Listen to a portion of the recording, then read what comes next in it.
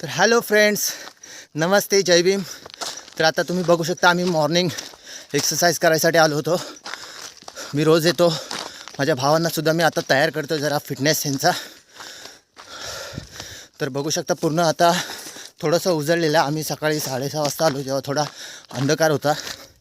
आणि तुम्हीसुद्धा आपल्या शरीरासाठी दिवसातून 1 तास तरी दिला पाहिजे, कारण exercise is a best medicine for your health.